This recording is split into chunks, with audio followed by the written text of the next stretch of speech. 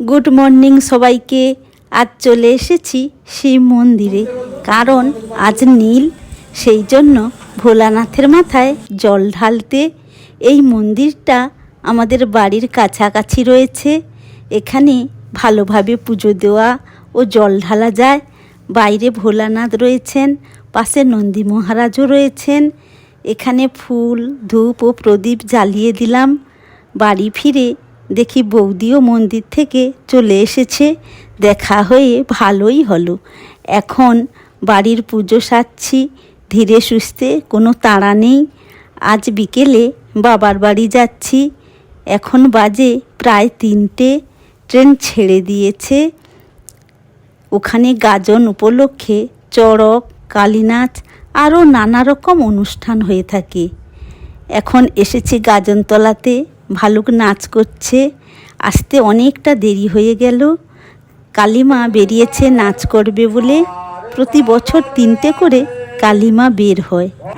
এখন নাচ করছে তালে তালে, দেখতে খুব সুন্দর লাগে। কয়েকবার নাচের পর ভর হয়ে যায়।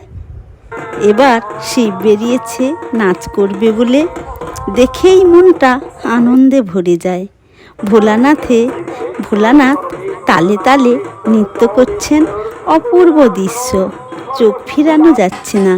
এদিকে দুর্গা আর অসুরের নাচ চলছে, যুদ্ধ হচ্ছে, সেই সঙ্গে সিংহ ঘুরে বেড়াচ্ছে। প্রচুর মানুষ এসেছেন নাচ দেখার জন্য। আবার সিংহকে তুলে ধরে লাথি দিয়ে ফেলে দিচ্ছে।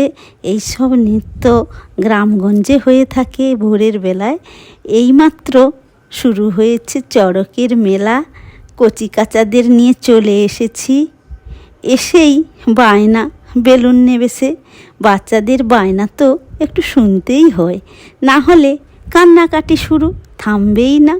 মেলাতে প্রচুর লোক হয়েছে, অনেক কিছু ছুঁড়ে ছুঁড়ে ফেলছে।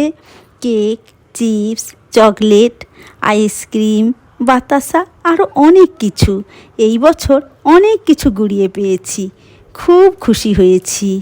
চোঙা ভাজা পেয়ে বাচ্চা তো বেজায় খুশি।